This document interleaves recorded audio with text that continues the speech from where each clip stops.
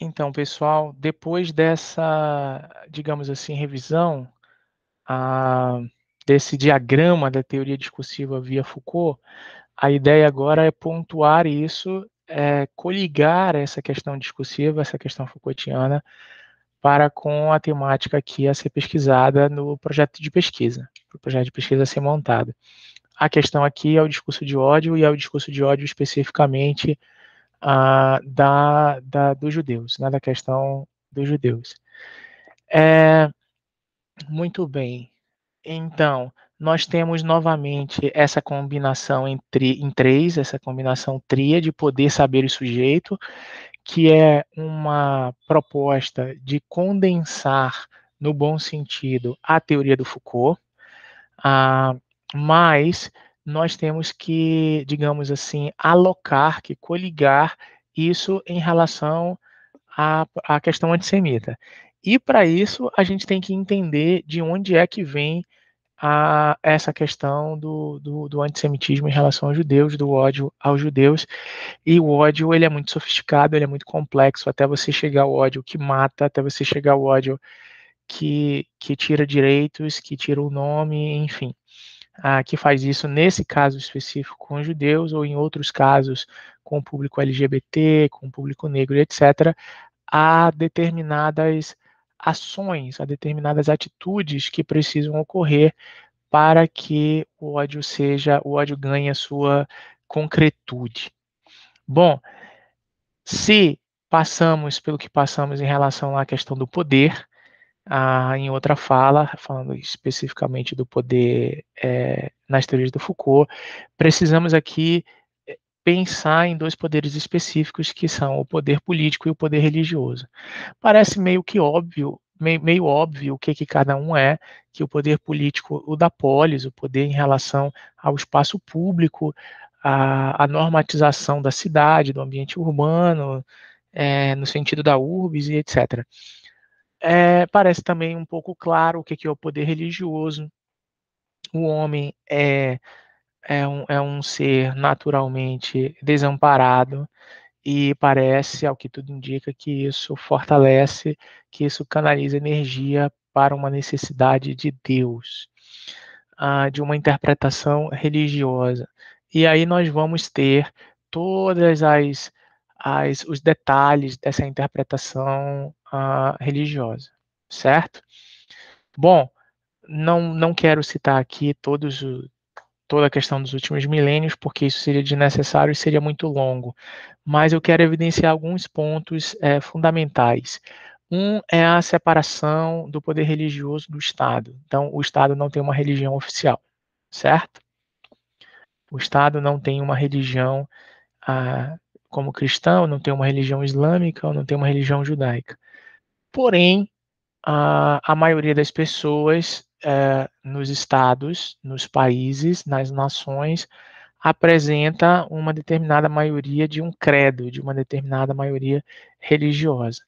E isso significa que os ecos, vamos usar esse termo, ou para quem preferir, a repercussão de sentido do poder religioso para com o poder político vai acontecer. Ou seja, não precisa haver uma troca de poderes, como havia na Idade Média, no sentido de que o Papa vai coroar o rei, ou de que o Papa vai abençoar o presidente. O que não é mais o Papa, é o pastor. Não precisa haver uma coligação tão grande, como há no Irã, né, com o Ayatollah.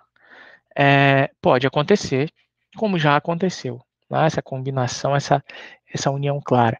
Mas vejam só, quando a gente fala de separação igreja-estado, dá a impressão de que são separados, não é?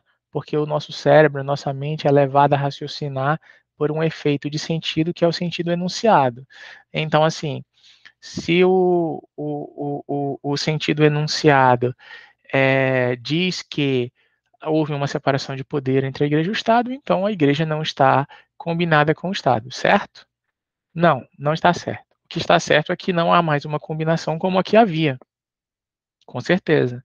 Mas o poder religioso deixa de ter sua repercussão no poder político e vice-versa? O poder político deixa de ter sua repercussão no poder religioso? Uma boa pergunta. Parece óbvia a resposta. Claro que não, acho que nem precisa de um projeto de pesquisa para isso. Esse não é o objetivo fulcral, esse não é o objetivo do núcleo da questão. Isso é um pressuposto. Tá? Então, sabendo disso, sabendo que há sim uma junção, não no sentido pleno, mas há um toque entre o poder religioso e o poder político, há um link, há uma conexão entre os dois, porque os dois repercutem um para com o outro, eu posso entender que a repercussão do poder religioso no poder político não necessariamente vai ter os ditames dos políticos e vice-versa. Quer dizer, a forma como os religiosos vão ver a questão política não tem os ditames controlados pela sua religião. Trocando em miúdos e para, por exemplo, ser mais material e mais claro, vamos passar aqui por alguns exemplos aqui no Brasil. Vamos pegar aqui o exemplo católico. A Igreja Católica Romana tem uma série de teologias dentro do seu escopo. Uma dessas teologias, a chamada Teologia da Libertação, fez muito sucesso na década de 60, na década de 70, né? Gutierrez, Leonardo Boff, etc. E eles tinham basicamente uma leitura teológica, isso é bem interessante porque no Brasil a Teologia da Libertação é basicamente católica, mas teremos países na América Latina onde ela será basicamente protestante. É curioso, né? Porque no Brasil a maioria das pessoas vai ler teologia da libertação como os padres católicos que aderem a isso. Também chamados de padres comunistas, por quem não gosta deles. Tem um jogo teológico, tem uma discussão lá dentro, tem uma discussão dentro do discurso teológico, que para quem não conhece, na teologia da libertação é basicamente Jesus enfurecido, expulsando os mercadores do templo. Aquela imagem vai repercutir em interpretações teológicas que vão fazer com que determinados religiosos, sobretudo na América Latina, que era uma região na década de 60 e 70 dominada por ditaduras civis militares, ou militares, para quem prefere essa terminologia, agindo de alguma forma para se posicionar contra aquele poder vigente. Levando em conta que Jesus expulsou os mercadores do templo, era preciso fazer alguma coisa, não dava para ficar só rezando. Essa era a interpretação. Muito bom. Esse é um exemplo. Outro exemplo, vamos pegar aqui a égide espírita, a Kardec. Não sei se vocês sabem, né? Hoje, na época das redes sociais, existem páginas, existem grupos para tudo. Existem grupos da comunidade judaica, existem páginas da comunidade judaica, da Cabala, do Candomblé, da Umbanda e etc. E existem páginas no Facebook, eu gosto de acompanhar a discussão sobre discurso religioso, que tem alguns nomes interessantes. No espiritismo brasileiro, vamos chamar assim, existe uma página no Facebook chamada Espiritismo de Direita é Assédio. Eu vou repetir o nome. Espiritismo de Direita é Assédio. Vocês entenderam que assédio aí não é o assédio moral nem sexual, não. É o assédio espiritual, né? Na interpretação espírita, existem espíritos que são obsessores, que nos assediam, etc. Nos assediam no sentido de nos causarem mal e tal. E aí há uma página no Facebook chamada Espiritismo de Direita é Assédio. Ou seja, claramente dizendo, em outras palavras, que quem comunga, quem concorda, quem segue uma interpretação espírita via Kardec, não faz sentido tomar determinadas posições que essa página do Facebook vai chamar de direita. Há, inclusive, nessa página, alguns posts interessantes com um médium. O espiritismo trabalha com a ideia do médium, né, que é uma pessoa que, em tese, tem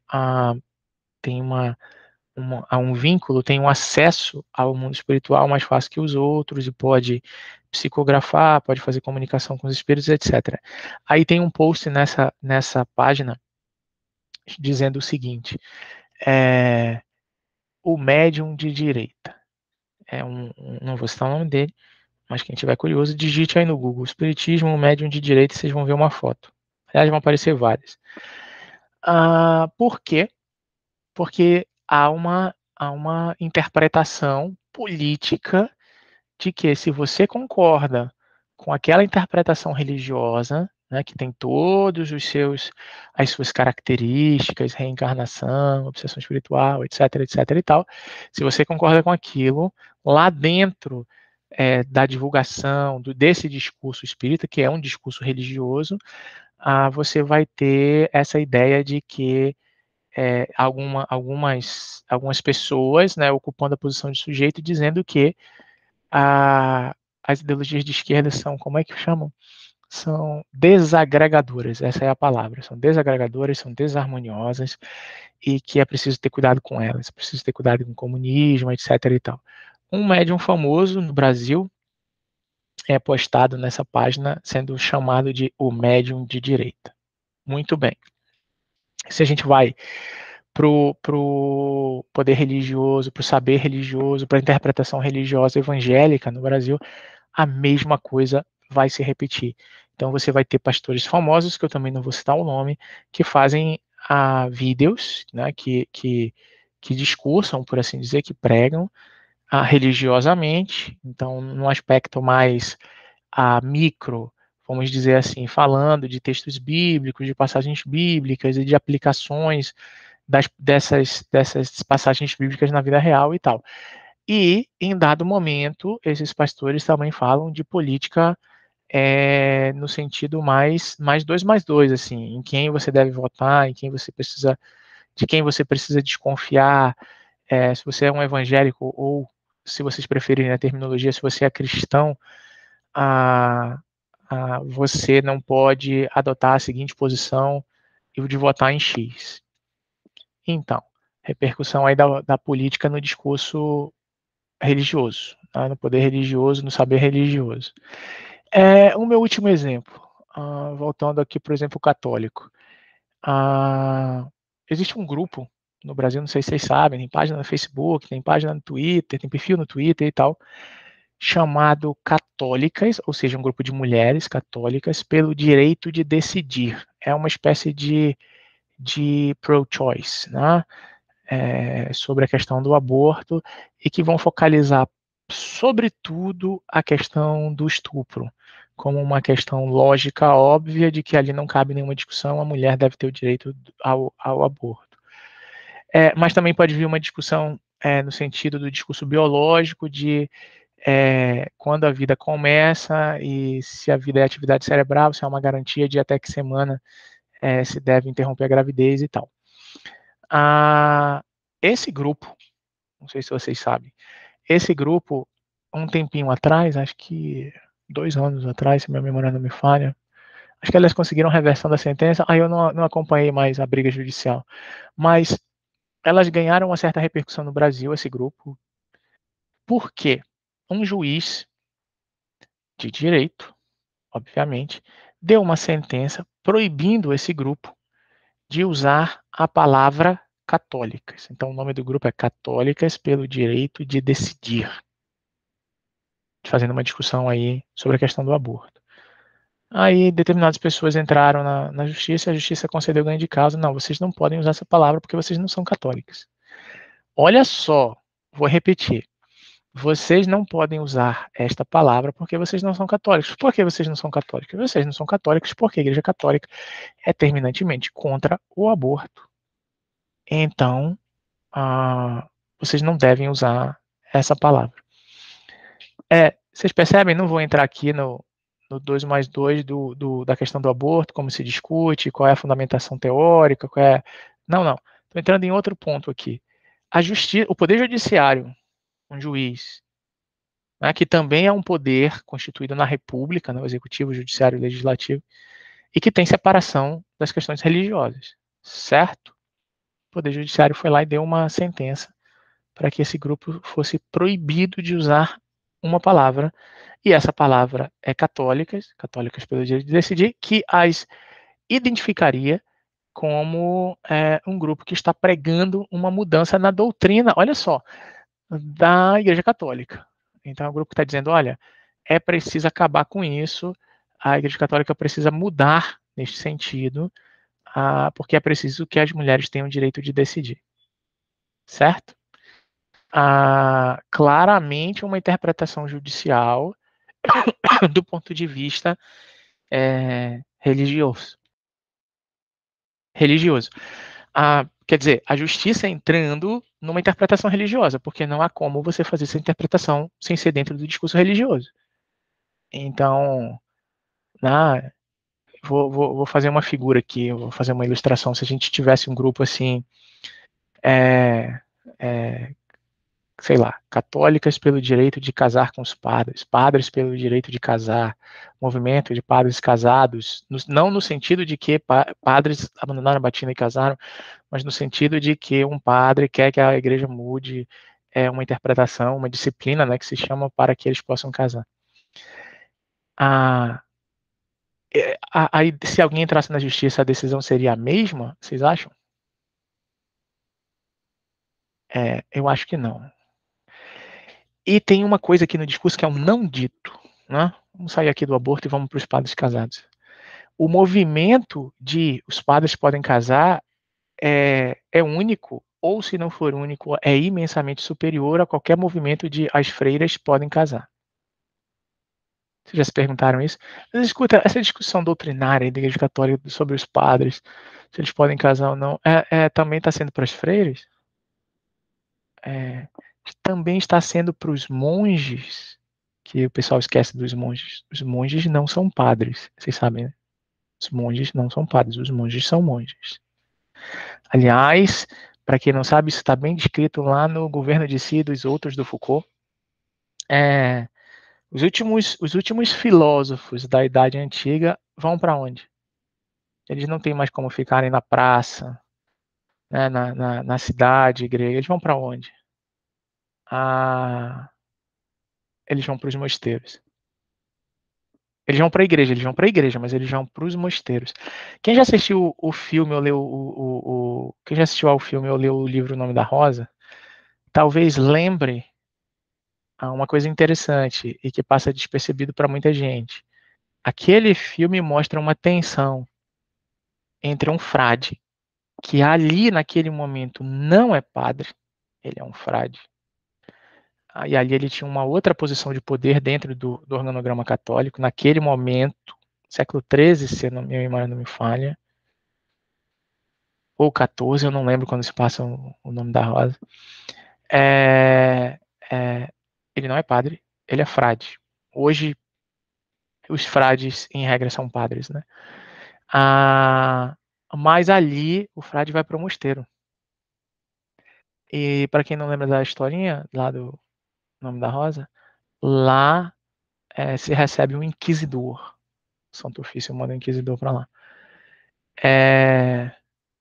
E é interessante porque o inquisidor do Nome da Rosa é dominicano, que é uma ordem franciscana. E o personagem interpretado no filme pelo Sean Connery é franciscano, ordem dos frades menores. O que isso quer dizer? Muita coisa. Muita coisa. Significa que ali naquele contexto daquele século, vocês tinham uma coisinha chamada Inquisição, que vai matar vários judeus, e as bruxas e tal. Naquele contexto, dentro da interpretação franciscana católica, você tem divisões. Você tem uma ordem franciscana mais próxima da Inquisição, muito próxima, por sinal. E você tem uma outra ordem que, inclusive, se veste de forma diferente, com a cor diferente, né? Um se veste de preto, outro de, eu nunca sei, eu sou horrível para cores, que ali é um marrom, claro. E isso significa o quê? Poder saber. Né? Estrutura de poder e saber no sentido de interpretação. E, inclusive, os dois estão discutindo ali, no meio do filme, O Nome da Rosa, para saber se os franciscanos vão ser extintos ou não. Aliás, para quem não sabe, eles não foram extintos por isso daqui, por alguns milímetros. Há quem diga, eu acho essa frase forte, para quem estuda poder no sentido religioso e vai estudar a Idade Média, que os franciscanos não foram extintos por causa dos dominicanos, porque os dominicanos faziam outro serviço, né? Então, na hora do vamos ver, do poder inquisitorial, não, peraí. Vamos acabar com isso. Não, mas peraí, nós também somos franciscanos. Vocês são franciscanos? Não, eu estou na Inquisição, mas eu sou franciscano. Quer dizer, esses caras daí que não são conventuais, né? Esse era o nome da época, são frades não conventuais, ou seja, são frades que querem morar na mata, na floresta e tal. Na rua, como Francisco de Assis. Isso era uma discussão teológica muito, muito estrita para a época, mas para além disso existia uma outra discussão que eu estou falando por quê? Porque a gente está ligando aqui a análise de discurso do Foucaultiana ao antissemitismo. E o que era certo para que a Inquisição existisse era o quê? Que você devia combater as heresias. Como é que você combate as heresias? Queimando os livros? Também. Mas também os hereges. Queimando a pessoa que ocupa aquele lugar de sujeito. Certo? Os hereges podem ser muita gente. Mas adivinha quem é herege, né? Os judeus. Por que eles são hereges? Porque eles não são cristãos. Vou repetir. Idade Média, hein? Por que os judeus são perseguidos pela Inquisição? Porque eles são hereges. E por que eles são hereges? Porque eles não são cristãos. Mas Jesus era judeu? Vamos guardar esta pergunta discursiva para os próximos minutos. Então vamos lá. Aqui no vértice de poder, vocês têm poder político e poder religioso, certo? Muito bem. Vamos para o vértice do saber. Vocês têm o saber científico e o saber tradicional. Então vocês têm o saber científico que vai dizer uma série de coisas e que sempre vai ter problema ao longo dos séculos. O saber científico chega lá e fala que é preciso fazer exames na anatomia do corpo humano. Isso é heresia, você não poderia tocar no corpo humano. Os médicos vão ter muito problema com isso, né? A ciência vai ser perseguida por conta disso, as pessoas com problemas mentais, problemas psiquiátricos vão ser consideradas endemoniadas e por aí vai.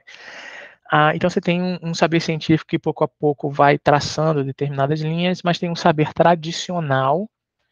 E o que é o saber tradicional aqui? O saber tradicional aqui, basicamente, é um saber que digamos assim, não se coliga, que não se combina com o saber científico daquele momento. Então você chega e apresenta os fósseis dos dinossauros. Você vai ter problema com isso. Você chega e apresenta a lei da genética. Você vai ter problema com isso. Sempre vai ter problema, né, quando você apresenta um tipo de construção de saber que faz sentido, que é aprovado, que é comprovado, seguindo os jargões da ciência, com os saberes tradicionais que não batem com aquilo. Esses saberes tradicionais podem resistir àquilo, certo? E como é que eles vão resistir, né? Então, assim, aqueles exemplos clássicos, né, do Galileu. Galileu diz uma coisa, a Inquisição não concorda, então vamos travar, vamos impedir que ele siga dizendo isso. Como é que a gente faz isso? Vamos prendê-lo e impedi-lo de escrever. Censura. Então, o saber, ele vai, digamos assim, sofrer tentativas de regulação, de disciplinarização por ordem do poder. Eu acho que o melhor exemplo disso, além dessa questão da Idade Média da Inquisição, é o Kant, né? Eu não sei se vocês sabem, o Immanuel Kant, ele tem um texto muito bom. Vocês podem ler, não se preocupem, que não é uma filosofia hermética, vou ler Kant. É um texto sobre a universidade. Vocês vão achar que vocês estão lendo agora, em 2022, e não alguns séculos atrás. Com o conflito das faculdades. Faculdades da universidade, ele foi reitor. Aliás, o formato da universidade deve muito ao Kant. Foi ele que estipulou essa ideia de ensino, pesquisa e extensão. Vocês sabiam? Então, ele é o responsável por isso. O Kant está ali pensando, filósofo, pensando, e segue escrevendo. Ele está tão concentrado no poder, digamos assim, no poder acadêmico, na construção do saber acadêmico, na construção do saber filosófico, com as suas ideias e tal, que ele é surpreendido pela realidade, quando ele recebe um documento do rei da Prússia, lembrando a ele que os súditos do reino, por serem súditos, são submissos ao rei. E que o rei tem poder de vida e morte no tocante à vida dos seus súditos. Ou seja, o rei da Prússia ameaçou o Kant. E por quê? Porque o Kant tinha escrito uma análise sobre religião. O rei foi lá e lembrou, olha, só para lembrar que eu posso matar você. Kant se desculpa, é claro, e diz que houve um equívoco, que na verdade ele não disse o que foi interpretado, o que ele disse faz ali uma defesa que ninguém acreditou, mas que serviu para demonstrar que o Kant era obediente, e a obediência é a maior tecnologia do poder. É preciso obedecer. E aí ele continuou lá no cantinho dele, tendo mais cuidado, com quem ele fala, com quem ele conversa, para onde os textos vão. Bom, o saber, ele sofre influência de uma questão do poder, certo? Muito bem. E o sujeito? Uma boa pergunta. Quando a gente vai falar de sujeito, a gente vai falar de subjetividade aqui no contexto judaico, no contexto de questão religiosa, a gente vai pensar em quem? Primeiro, nos fiéis. Nos fiéis. Há um filme com Christopher Lambert chamado, em português, Dia de Ira. Esse filme é literal em inglês, Day of Wrath. Tem uma passagem bem interessante nesse filme, porque o personagem principal é um homem casado com uma mulher. Eles têm, acho que 2 filhos, se minha memória não me falha. E ele não sabe, vou dar um spoiler aqui para vocês, ele não sabe de uma coisa que ele vai descobrir no final do filme, e eu vou falar para vocês, mas não vou falar tudo, tá? Ele é judeu. Olha só, como é que alguém é judeu e não sabe? Por que ele é judeu? Porque ele tem ascendência judaica, certo? É por isso que ele é judeu, ele tem ascendência judaica. Olha a construção do sujeito aí. Ele é filho de judeus, então ele é judeu. Os nazistas também concordavam com isso, né? Muito bem. Ele vai ter uma série de histórias lá no filme, que eu não vou contar aqui. Em dado momento, a Inquisição vai prender a mulher dele e vai tentar prendê-lo também. Ele consegue dar a volta ali, ele consegue mudar o roteiro da história, mas a mulher dele morre. Ele tenta resgatar a mulher dele do porão da Inquisição. Quase consegue, mas ela morre ali. E na fuga há um diálogo, é por isso que eu estou falando isso. Há um diálogo entre os dois. Ela diz, né, que eles estão enganados, eles estão achando que nós somos judeus. E nós não somos judeus, nós somos puros, nós somos católicos e tal. E ele conta para ela que ele tinha descoberto, ele conta para ela que ele tem ascendência judaica, e ela fica desesperada antes de morrer. Por quê? Porque o sangue dos filhos dela agora, ela sabe, é impuro. Muito bem. Isso significa dizer que os perseguidores dos judeus tinham uma noção estipulada pelo saber deles de reconhecer os judeus. Né? Tinha umas noções lá totalmente loucas, formado a cabeça, não sei o que e tal, os nazistas embarcam nesse tipo de ideia, mas em regra, a questão era o sangue. Né? Filho de judeu é judeu, então é um herege. Mas os judeus podem se converter, não é verdade? Muito bem. Então, a questão aqui é que a subjetividade que vai dizer que os fiéis são o sujeito da religião não é totalmente verdade, nem para os cristãos e nem para os judeus. Por quê? Vocês já ouviram falar em católico não praticante? É uma frase bem difícil de entender, né? O que é um católico não praticante? A pessoa é católica, então o IBGE vai lá, religião, sei o que, sou cristão católico, ok. Mas o IBGE não vai perguntar se você é praticante. Não, não sou praticante. Ou seja, eu não sigo a doutrina. Olha só que interessante. Eu sou católico, mas eu não sigo a doutrina. Esse negócio aí de que tem que fazer isso, tem que fazer aquilo, não pode fazer. Não quero saber disso. Isso, durante muito tempo, conservou uma grande maioria de fiéis dentro da Igreja Católica Romana. Não? Muito bem. Então você tem um tipo de sujeito que não necessariamente está alinhado a uma interpretação. Isso vem acontecendo com a religião. Tá? Então, assim, uma interpretação religiosa, no caso do catolicismo, vem perdendo força. Será que isso acontece no caso dos evangélicos? Então, assim, existem evangélicos não praticantes? É claro que existe alguém ali que não pratica, né? Isso existe em tudo que é canto, com certeza. Mas nesse ditame que eu acabei de dizer para vocês, esse discurso, né? Então, você está conversando, qual é a sua religião? Eu sou evangélico, mas não praticante.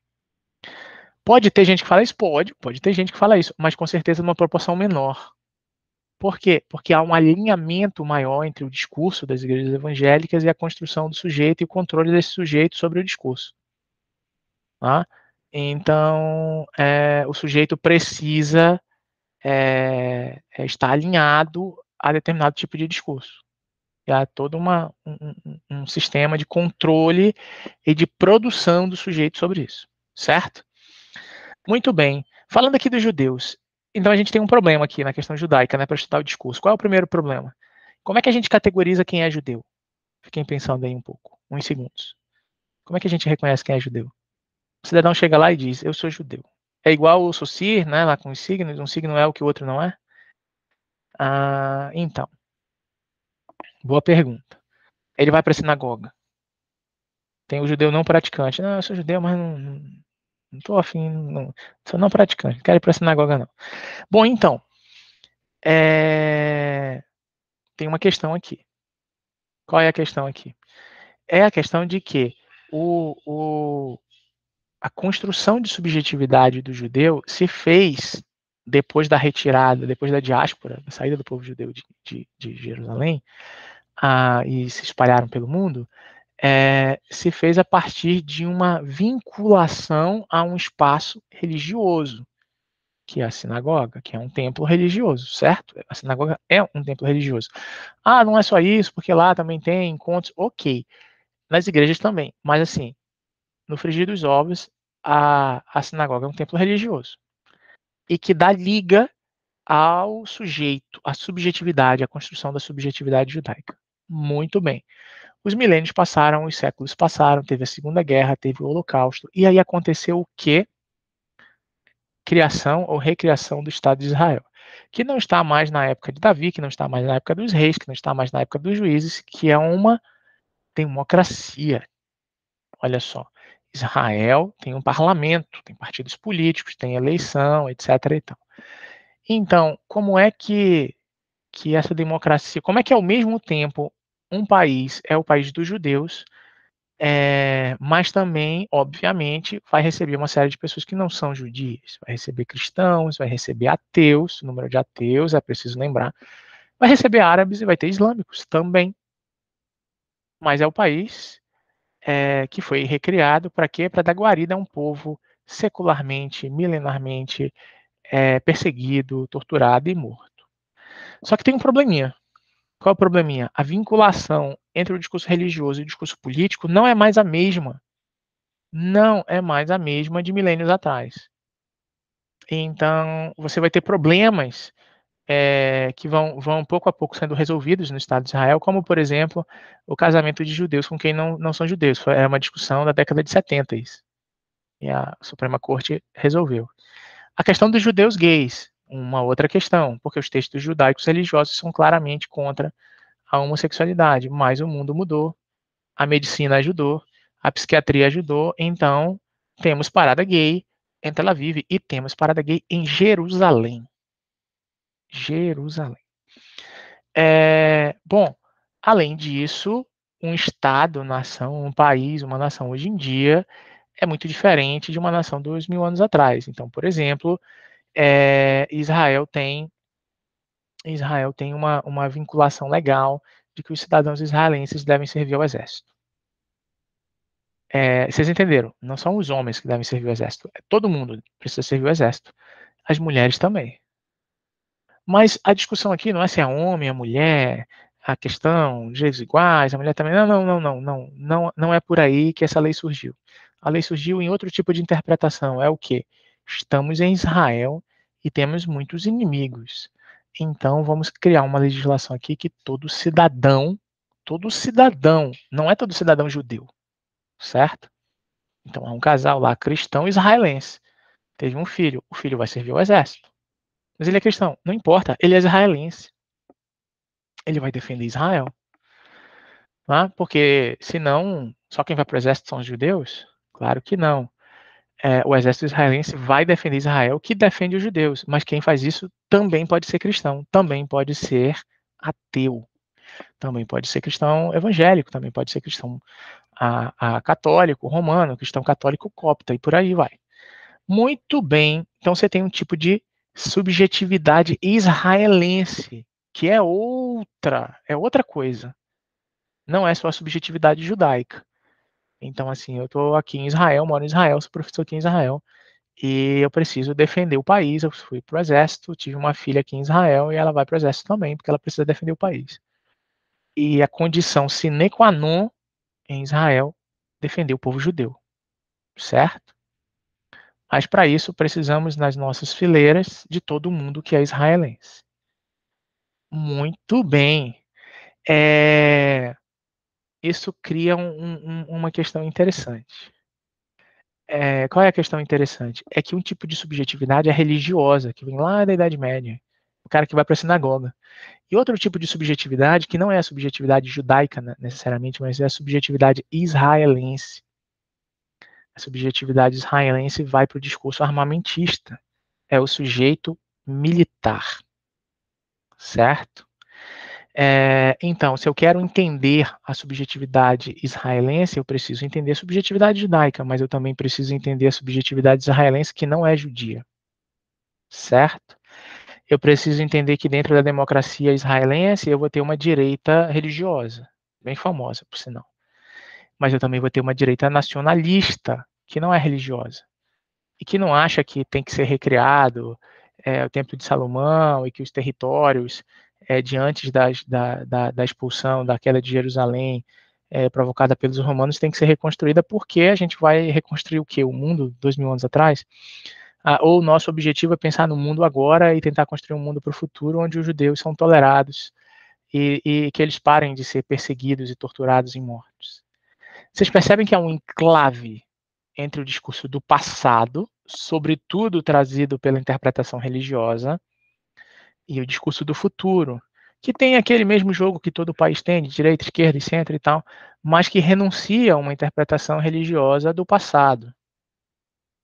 Guarda uma memória assim, mas olha, a gente tem que olhar para agora. A gente tem que pensar nas guerras agora, a gente tem que pensar na economia de agora, a gente tem que pensar nas coisas agora. E não em Davi. Mas Davi sempre vai ser lembrado, o rei Davi. Salomão sempre vai ser lembrado. Mas escuta, a gente vai tentar recriar. Como é que a gente vai fazer assim? A gente vai ter que anexar o território antes da chegada dos romanos? Eu deixei uma pergunta em suspenso. Se Jesus era judeu. Queria que a gente pensasse um pouco sobre isso. Jesus é judeu? Isso podia ser uma pergunta lá para a problematização do trabalho de pesquisa, dependendo que rumo esse projeto de pesquisa tomasse. Olha só, existe um texto da Hannah Arendt, todo mundo aqui conhece a Hannah Arendt. Existe um texto da Hannah Arendt, que escreveu Origens do Totalitarismo, que escreveu Eichmann em Jerusalém, que escreveu sobre a violência. Lá, sobre a Revolução. Lá no texto dela, ela que era judia ateia, né?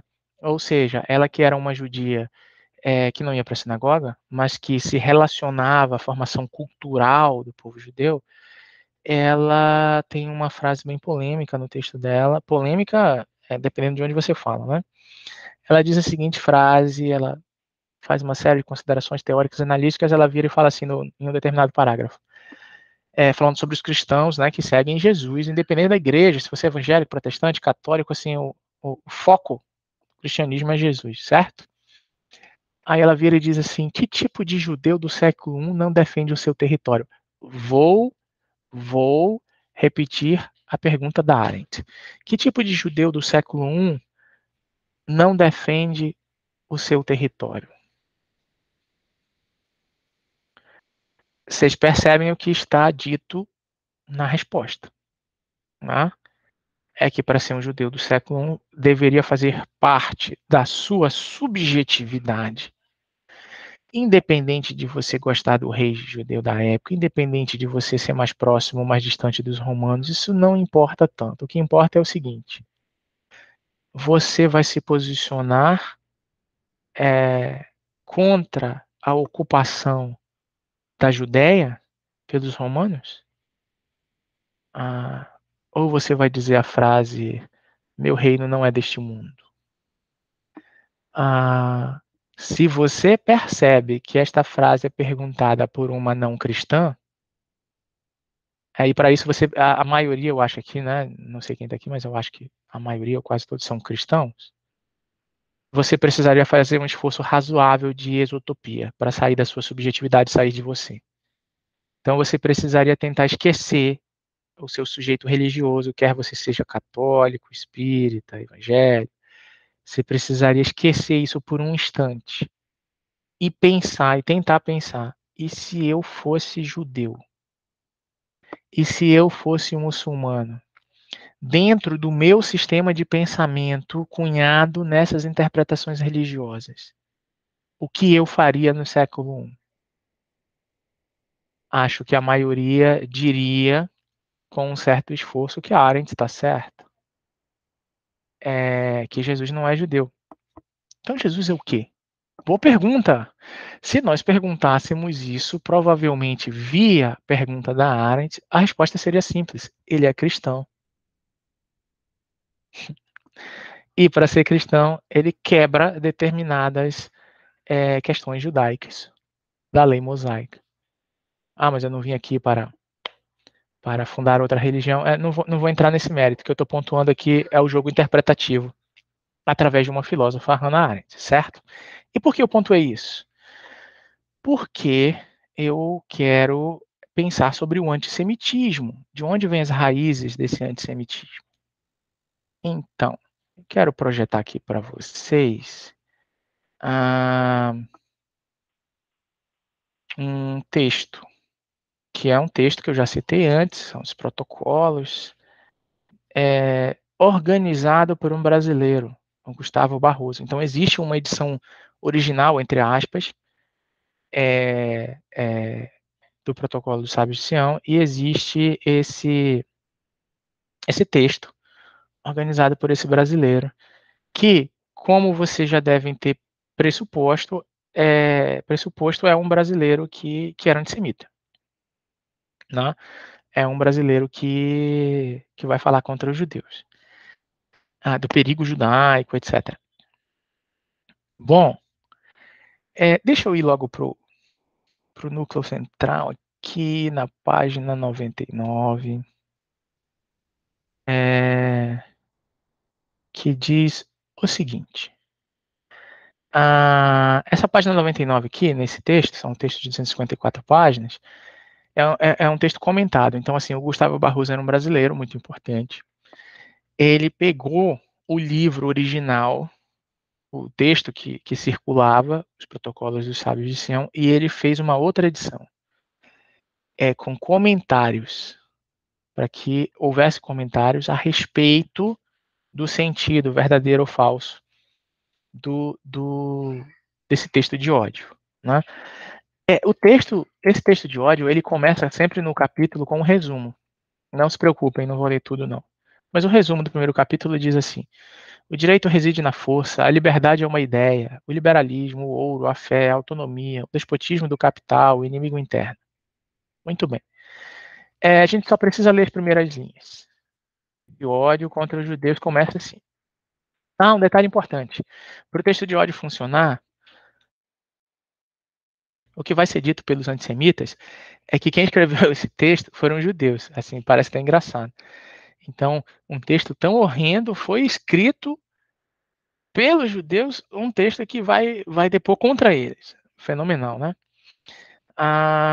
Bom, as primeiras linhas dizem assim: abandonando toda e qualquer fraseologia, estudemos cada ideia em si mesma.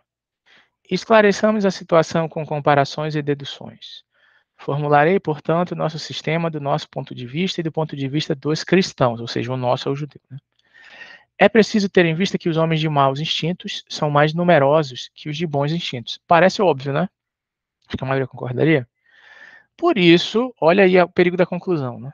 Por isso, se obtém melhores resultados governando os homens pela violência e o terror, do que com discussões acadêmicas. Cada homem aspira ao poder. Olha só, cada homem aspira ao poder. Cada qual, se pudesse, se tornaria ditador. Ao mesmo tempo, poucos são os que não estão prontos a sacrificar o bem geral para conseguir o próprio bem. esse aqui é um trecho original, digamos assim, do texto de ódio, chamado Os Protocolos dos Sábios de Sião. Muito bem. Aí, eu vou para o comentário, aqui na página 31. É um dos comentários que vai ser feito fora do texto original. Então, ele está comentando, ele tem mais de 100 páginas de comentário. E aqui nesse comentário, tem uma linha que nos interessa. A linha que nos interessa diz o seguinte, é uma nota de rodapé, né, de comentários mostrando por que esse discurso de ódio é verdadeiro. No O Judeu Internacional, uma obra antissemita, Henry Ford, vamos parar aqui. O Judeu Internacional, Henry Ford. O Henry Ford, o Ford lá da empresa, que criou os carros, americano, magnata, etc., o sistema de produção industrial, etc. Ele era antissemita, vocês sabiam? É assim que se constrói o comentário de ódio, é assim que se constrói o discurso de ódio. Você pega alguém que está no discurso de verdade em outros discursos. Então, o Ford é um cara respeitado, o Ford é um cara respeitável, é um grande empresário, é um cara que trouxe emprego, é um cara que fez uma série trouxe uma série de benefícios, etc, etc e tal. Logo, se o Ford está dizendo que é preciso ter cuidado com os judeus, é porque, de fato, provavelmente ele está certo. Não, ele não está certo, nós sabemos. Né? Mas a tática para o discurso de ódio ser engendrado é construir o discurso de ódio a partir de sujeitos que residam na verdade em outros discursos. Vou dar um exemplo. Vocês peguem um religioso de qualquer religião, que seja um bom religioso, que faça uma boa pregação, que tenha obras de caridade, etc, etc e tal. Mas dentro do seu templo religioso, que eu não disse qual é a religião, dentro do seu templo religioso, ele tem um discurso de ódio para com alguém, seja lá quem for. Pode ser os negros, pode ser os comunistas, pode ser a esquerda, pode ser a direita, podem ser os indígenas, podem ser os judeus. Tem até a expressão que eu não sei se vocês já ouviram, eles são os nossos judeus, ou seja, tudo é culpa deles, são os indígenas. Né? Significa dizer que uma das estratégias para entender o discurso de ódio é perceber como o sujeito que vai enunciar esse discurso, ele vai falar esse discurso como Henry Ford. Como é que esse discurso vai ser aceito por quem ouve como verdade? Muito simples. Não é porque o que ele diz é verdade. Não é porque o que ele diz é verdadeiro. É porque o que ele diz fora daquele discurso, nesse caso de ataque ao judaísmo, é tido como verdadeiro. Então, quando ele fala sobre o capital, quando ele fala sobre a gestão da empresa, quando ele fala sobre o empreendedorismo, etc, etc, etc, logo, se ele está dizendo que não é para confiar nos judeus, deve ser verdade. A gente pode mudar de subjetividade, sair dos judeus e ir para as mulheres. Então, assim, se tem alguém muito interessante, alguém muito estudioso, alguém que fala muitas línguas, alguém vai dizer que as mulheres não devem ter primazia e nem devem ser tratadas como iguais, porque elas devem sim ser subalternas aos homens. E isso precisa ficar claro, isso precisa ficar entendido. Já se disse isso, não é verdade? Vocês sabem. Talvez alguém pense assim, mas ainda se diz. Eu não vou nem entrar nesse mérito. A gente podia falar sobre estupro, né? Então, olha, Maria foi estuprada. Mas o que ela fez? Como assim o que ela fez? Ela foi estuprada. Ah, mas como ela estava vestida? Ah, isso é interessante. Eu não estou falando de 1930, não estou falando de 1820, nem de 1350. Estou falando de 2021. Mas por que as mulheres apanham tanto? Né? Porque há tanto ódio em relação ao corpo feminino, para que ele seja controlado, para que ele seja regulado, para que ele seja coberto, para que a mulher seja vista como uma incitadora da sexualidade de homens que estão cumprindo o seu papel biológico natural. Então, de onde vem isso? Quem foi que engendrou esse discurso? Qual foi o sujeito que criou isso? Mas isso é um absurdo. Esse discurso é claramente falso. Se ele é falso ou não, isso não importa, porque o discurso de ódio não se propaga pela lógica. Não é um 2 mais 2 igual a 4, 2 mais 3 igual a 5, 2 mais... Não é tabuada.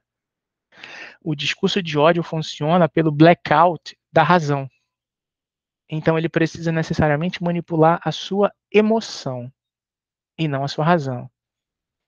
Mas no meio desse jogo emotivo, retórico, é preciso que haja, sim, algum argumento lógico, que não é lógico, é totalmente fora da caixa, que não tem mais nenhum sentido, mas que aquelas pessoas que vão seguir aquele discurso de ódio vão afirmar, vão aprovar, vão referendar, certo? Não muito tempo atrás, muita gente entregou os judeus. Vou fazer uma pergunta para vocês. Vocês acham que se hoje houvesse uma guerra mundial e os judeus fossem perseguidos, hoje, e o Brasil estivesse do lado do país que perseguisse os judeus? O Brasil não esteve, né? Na Segunda Guerra, o Vargas até olhou para o eixo, mas voltou para os aliados. Mas, se estivéssemos, é uma hipótese, tá, gente? Se estivéssemos em uma guerra e houvesse um lado que perseguisse os judeus e o Brasil fizesse parte deste lado, alinhado a esse lado. Vocês acham, aí na cidade onde vocês moram, que eu não sei qual é, vocês acham que alguém entregaria os judeus da cidade de vocês? Alguém diria para a polícia secreta, olha, tem um judeu aqui, cara. Se vocês responderem sim, vocês acham que as pessoas que fariam isso porque de fato acreditam que os judeus são inferiores? Olha, eu pensei muito, cheguei à conclusão de que os judeus são inferiores. Não, talvez alguém acreditasse, né? Que tem gente que acredita em tudo. Talvez acreditasse, mas não. É uma oportunidade. Vamos prender esse pessoal e vamos tentar tirar alguma vantagem. Olha só, que interessante, né? Essa é a lógica da guerra e essa é a lógica do blackout dos direitos e a lógica do blackout da racionalidade. Essa é a lógica do discurso de ódio. Vamos dizer que alguém tem a culpa, mesmo ele sendo a vítima. Os judeus morreram e quem os matou disse isso. Ainda se faz isso? Claro que se faz isso com as mulheres estupradas, se faz isso com as mulheres abusadas, que a culpa foi delas. Esse discurso é tão forte que se vocês souberem de um relato de estupro, pode acreditar, em regra, em quase 100% dos casos, a vítima vai se culpar. O primeiro perdão, né, o primeiro gesto que uma mulher vítima de estupro precisa fazer, em regra, é se perdoar, porque ela se culpa. Mas por que ela se culpa se ela é a vítima? Então, não é sobre a lógica. Não é sobre a lógica. E talvez uma das perguntas que a gente devesse responder sobre a história do antissemitismo e do discurso de ódio aos judeus seria perguntar se Jesus é judeu. É claro que ele é judeu, ele era filho de judeus, existem passagens na Bíblia que ele seguia o judaísmo, etc. Não. Eu não estou falando das questões de formalidade. Eu estou falando basicamente das questões de substância, dos efeitos de sentido, certo?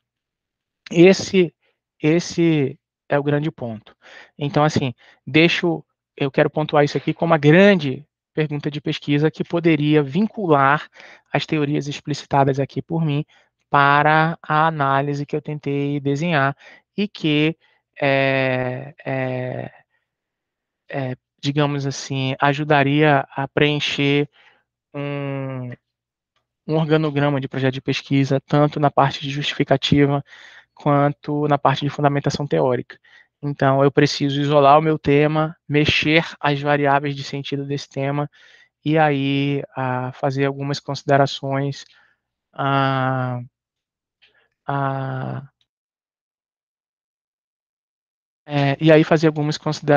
sobre como coligar isso num texto inteiro. Mas voltemos ao nosso grande mandamento. Mandamento da pesquisa. A gente está falando de discurso religioso, então Deus subiu lá no monte e estabeleceu alguns mandamentos para o pessoal que quer fazer pesquisa. Primeiro mandamento: para escrever é preciso ler, certo? Não há milagre. Para escrever é preciso ler, ok? Muito bem, gente. Eu quero que vocês pensem nisso e deixa eu falar uma coisa para vocês.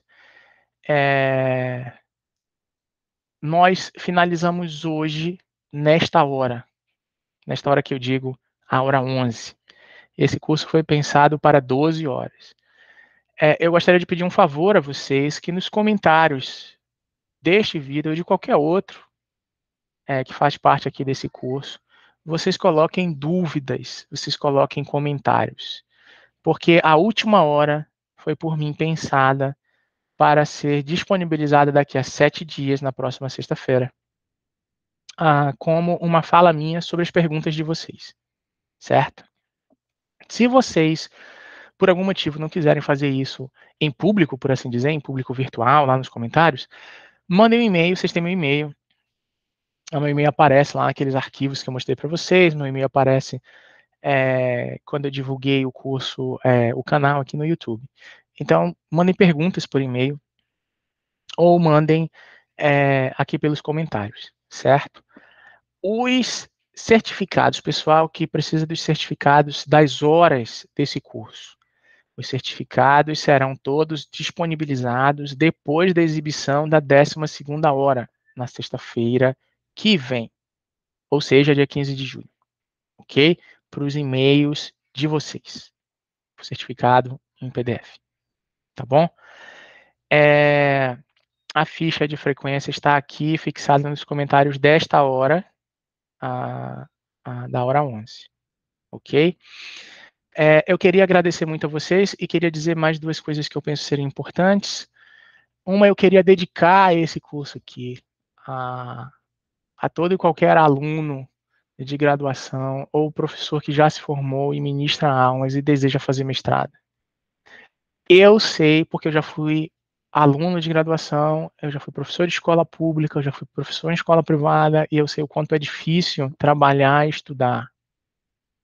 E eu sei também o quanto é bom ainda morar em um país onde eu não tenho que pagar uma mensalidade para fazer isso. Eu já disse aqui que eu fui bolsista.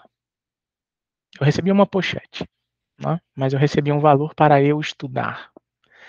E eu acho muito importante dizer que esse sistema brasileiro de apoio à pós-graduação precisa continuar. Porque se esse sistema não existisse, eu não estaria falando com vocês neste momento, porque eu não teria feito mestrado nem doutorado. E eu não estaria sendo professor de uma universidade pública, ministrando aula para graduação, para pós-graduação e nos meus últimos dias de coordenação de pós-graduação. E eu acho que há uma questão de poder nisso, poder acadêmico, que é eu, que sou um professor, ajudar a formar outros mestres e doutores que tenham o mesmo compromisso, assim como eu fui formado, assim como eu ouvi do meu orientador de mestrado, que era sargento da aeronáutica e que tinha um sonho de ser professor, e que fez a graduação, que fez o mestrado, que fez doutorado sanduíche na França. Isso só foi possível por conta dos subsídios financeiros brasileiros para pós-graduação, certo? Então, se aqui tem alguém que se sente levemente desmotivado por conta da situação do país, por conta das dificuldades de entrar, não esqueça, não é conversa de autoajuda, não, não esqueça. A maior arma é uma palavra ruim hoje em dia, a maior estratégia para você entrar em um programa de pós-graduação é leitura e informação. Você precisa ler e você precisa ter claro na sua mente como a pós funciona, quais são os quesitos de avaliação da pós, o que se espera dos alunos e por aí vai. Tendo essas 2 coisas, a probabilidade de conseguir é alta, certo? Queria dizer também, a última coisa, é que lá no sobre, aqui do YouTube, vocês têm um link para um grupo no Telegram com o mesmo nome, interpretando interpretações, e que eu coloco arquivos lá, porque lá no mensageiro fica muito mais fácil disponibilizar artigos, links de revistas científicas e etc. Certo? Também queria dizer que lá no sobre do YouTube também há um link para mentoria, porque eu faço mentoria para pós-graduação, certo? Então, eu gostaria que vocês, quem está assistindo ao vivo e quem vai assistir depois, postasse perguntas nos comentários ou me enviasse por e-mail, porque eu vou exibir a última hora desse curso daqui a 8 dias, né? Hoje é dia 7, na sexta-feira que vem, no dia 15. E aí eu vou enviar o certificado também de comparecimento para vocês. Certo? É isso. Aguardo as perguntas, os comentários de vocês. Gente, bom dia, boa tarde, boa noite, no horário que vocês estiverem ouvindo, quem não assistiu ao vivo.